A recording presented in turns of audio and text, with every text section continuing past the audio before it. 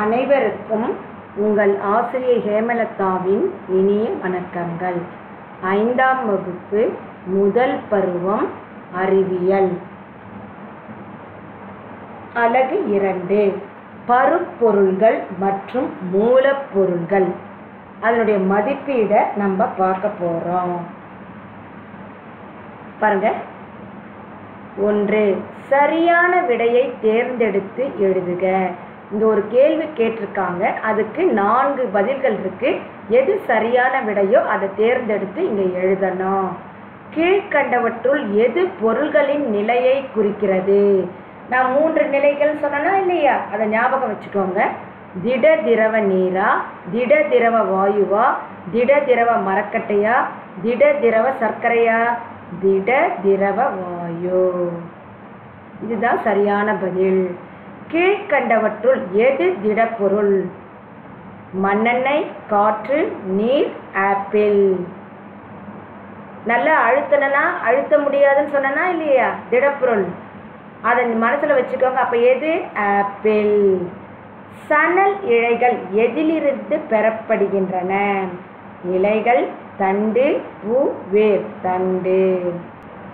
கோடிட்ட இடத்தை நிரப்புக. பருத்தி விளைய ஏற்ற மண் டேஷ், வண்டல் மண் அல்லது கரிசல் மண்.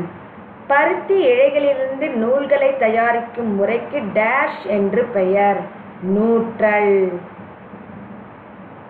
விதை நீக்கல் என்பது விதைகளிலிருந்து டேஷை பிரிக்க உதவுகிறது? இழையை. செயற்கை இழைக்கு மற்றொரு பெயர் டேஷ், மனிதனால் உருவாக்கப்பட்ட இழை. கம்பளி ஆடைகள் டேஷ் இருந்து தயாரிக்கப்படுகின்றன? தாவரமா விலங்கா? விலங்கு. அதை எடுத்து இங்கே எழுதுங்க. பொறுத்துக. இங்கே கொடுத்துருக்காங்க, இதுக்கு சரியான பதில் இங்கே இருக்கு. அதை எடுத்து நம்ம எழுதணும். நூல், பஞ்சு, துணிகள், ரேயான், சணல். விதை நீக்கல், நூற்றல், மரக்கூழ், தண்டு, நெய்தல். நூல் என்னது? நூற்றல். பஞ்சு விதை நீக்கல்.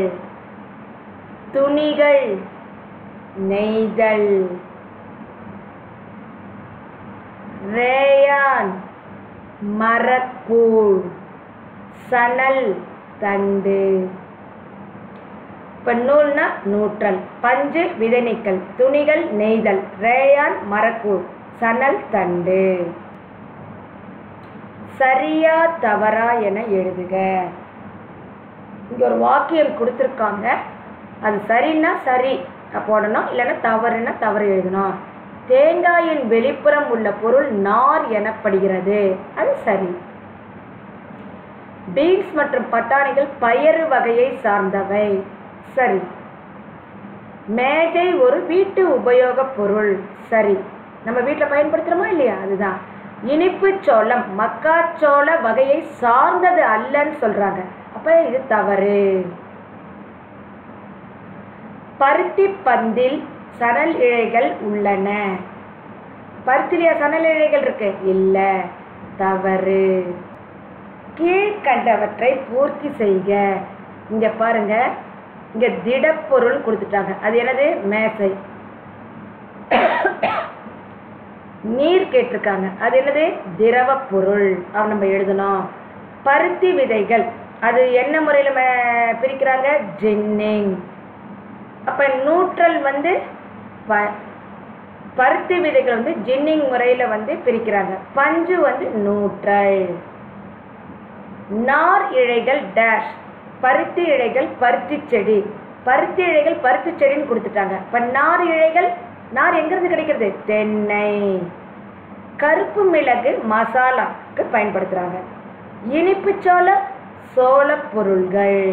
சுருக்கமாக விடையெளி. விதை நீக்கல் என்றால் என்ன? பக்க எண் 113 எடுத்துக்கலாமா? இழைகளை அதன் விதையிலிருந்து பிரித்தெடுக்கும் முறை விதை நீக்குதல் எனப்படும். இதுதான் 1வதுக்குரிய பதில். கோதுமையிலிருந்து தயாரிக்கப்படும் பொருள்கள் யாவை? பக்க எண் 115. ரொட்டி, கேக், பாஸ்தா, முளைக்கட்டிய கோதுமை, உடைத்த கோதுமை போன்றவை கோதுமையிலிருந்து கிடைக்கும் பொருட்கள் ஆகும். செயற்கை இழை என்றால் என்ன? பக்க எண் 114. இதுதான். வேதி முறைகளை பயன்படுத்தி மனிதரால் இந்த விதமான இழைகள் தயாரிக்கப்படுகின்றன. இவை செயற்கை இழைகள் அல்லது மனிதனால் உருவாக்கப்பட்ட இழைகள் என்று அழைக்கப்படுகின்றன. மேல்நோக்கு விசை என்றால் என்ன? பக்க எண் 117. ஒரு பொருள் நீரில் மூழ்கும் போது நீரானது மேல் விசையால் வெளியேற்றப்படுகிறது. இதற்கு மேல்நோக்கு விசை என்று பெயர். ஒரு பொருள் நீரில் மூழ்கும் போது நீரானது மேல் விசையால் வெளியேற்றப்படுகிறது. இதற்கு மேல்நோக்கு விசை என்று பெயர். முழு தானியங்களின் பெயர்களை பட்டியலிடுக. கோதுமை, சோளம், அரிசி, பார்லி, பட்டாணி மற்றும் தானியங்கள். அடுத்தது விரிவாக விடையளி. பொருட்களின் 3 நிலைகளை விளக்குக. பக்க எண் 111. பருப்பொருட்கள் 3 இயற்பியல் நிலைகளில் காணப்படுகின்றன. அவை திடப்பொருள், திரவப்பொருள் மற்றும் வாயு பொருள். இதை எழுதிக்கோங்க. 6ல் 1வது கேள்விக்கு இது பதில். பாருங்க, திடப்பொருள். திடப்பொருளில் மூலக்கூறுகள் மிக நெருக்கமாக அமைந்துள்ளன. அவற்றை அழுத்த முடியாது. அவை குறிப்பிடத்தக்க உருவம், வடிவம் மற்றும் கன அளவை பெற்றிருக்கும். திரவம். திரவங்களில் மூலக்கூறுகள் தளர்வாக இடைவெளி விட்டு பிணைக்கப்பட்டிருக்கும். எனவே திரவங்களை சிறிதளவே அழுத்தலாம். இவை குறிப்பிட்ட கன அளவை பெற்றிருக்கும். ஆனால் குறிப்பிட்ட வடிவம் மற்றும் உருவத்தை பெற்றிருக்காது. அது பாருங்க, வாயு. வாயுக்களில் மூலக்கூறுகள் மிகவும் தளர்வாக பிணைக்கப்பட்டுள்ளன. எனவே வாயுக்களை எளிதில் அழுத்தலாம். இதுக்கு உதாரணம் வேணால் இது அப்படியே நீங்கள் எழுதிக்கோங்க. திடப்பொருளுக்கு உதாரணம் எடுத்துக்கோங்க, திரவ பொருளுக்கு உதாரணம் எடுத்துக்கோங்க, வாயு பொருளுக்கு இது எடுத்துக்கோங்க. இதுதான் அந்த கேள்விக்குரிய பதில். பாருங்க, பருத்தி பந்திலிருந்து துணிகளை உருவாக்கும் முறைகளை விளக்குகன்னு கேட்டிருக்காங்க. பக்க எண் 113. போலாமா? இது எடுத்துக்கலாம். விதை நீக்குதல். இது எடுத்துக்கலாம். பருத்தி இழைகளிலிருந்து இதுதான் ரோமன் லெட்டர்ஸ் 6ல் 2வது கேள்விக்கு பதில்.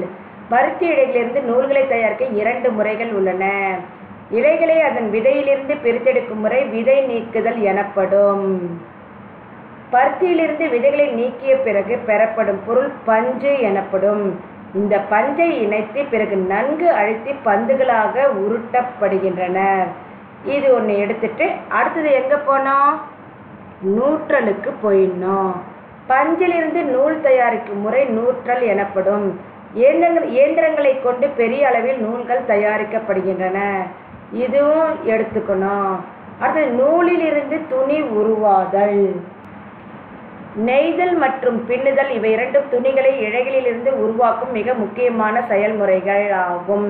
2 விதமான நூல்களை பயன்படுத்தி துணிகளை உருவாக்கும் முறை நெய்தல். தறி என்று அழைக்கப்படும் இயந்திரத்தை கொண்டு நெசவாளர்கள் துணிகளை நெய்கின்றனர். தறிகள் கைத்தறியாகவோ அல்லது விசைத்தறியாகவோ இருக்கலாம். பின்னுதலில் ஒற்றை நூலை கொண்டு துணிகள் உருவாக்கப்படுகின்றன. இவையும் கைகளினாலோ அல்லது இயந்திரங்களினாலோ செய்யப்படலாம். 2வது கேள்விக்கு பதில் எழுதிட்டு இதை நீங்கள் பண்ணுங்க. இங்கே பாருங்க, இதை அப்படியே ட்ரா பண்ணுங்க. பருத்தி பந்துகள், விதை நீக்குதல், பருத்தி இழைகள், பஞ்சு, நூற்றல், நூல்கள், நெய்தல், பின்னுதல். அடுத்தது என்ன கிடைக்கும் கடைசியா? துணி. இதையும் பக்கத்தில் இது எழுதிட்டு இது எழுதுங்க. குடைகள் ஏன் செயற்கை துணிகள் கொண்டு உருவாக்கப்படுகின்றன? இயற்கை துணிகளை வச்சு நம்ம குடையை தயாரிச்சோன்னா அது தண்ணீரை என்ன பண்ணும்? உள்ளே இழுத்துக்கும். ஆனால் இந்த செயற்கை துணிகளான நைலான் இதெல்லாம் இருக்குது பார்த்தீங்களா? அந்த துணிகளை வச்சு நம்ம குடையை தயாரிச்சோன்னா அது தண்ணியை இழுத்துக்காது. அப்படியே தண்ணி என்ன பண்ணணும்? குடை மேலே பட்டா அது அப்படியே வெளியில் போயிடும். நம்ம நனையாமல் இருப்போம். அதனால தான் குடைகள் செயற்கை துணிகளை கொண்டு உருவாக்கப்படுகின்றன. சுருக்கமாக சொன்னால் இயற்கை துணிகள் தயாரிக்கக்கூடிய இயற்கை இருக்கிற இழைகளில் தயாரிக்கக்கூடிய துணிகள் அப்படியே தண்ணியை உள்ளே இழுத்துக்கும். இப்போ நீங்கள் பருத்தி துணியெலாம் பார்த்தீங்கன்னா உள்ளே தண்ணியை இழுத்துக்கும். ஆனால் செயற்கை துணிகள் தண்ணியை இழுத்துக்காது. ஏன்னா அது செயற்கை இழைகள்னால செய்யப்பட்டதுனால அந்த துணிகள் வந்து நீரை வந்து உள்ளே எடுத்துக்காது. அதனால தான் வந்து குடைகள் வந்து செயற்கை துணிகளை கொண்டு தயாரிக்கப்படுகின்றன. ஒரு பொருள் திரவத்தில் மூழ்குவதும் மிதப்பதும் எதனை சார்ந்தது?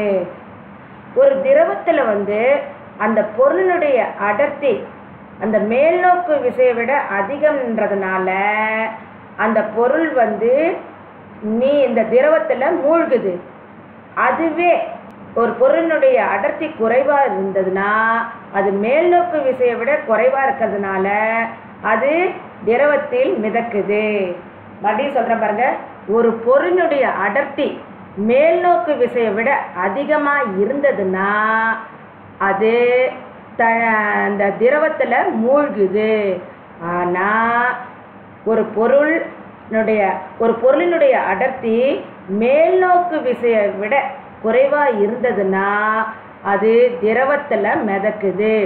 இதுக்கு ஒரு எடுத்துக்காட்டுனா 117ஆம் பக்கம் பாருங்க, மிதத்தல் மற்றும் மூழ்குதல். அதை நீங்கள் பார்த்துக்கோங்க. இதோட இந்த மதிப்பீடு முடிஞ்சது. அடுத்த வகுப்பில் நம்ம பார்க்கலாம். நன்றி.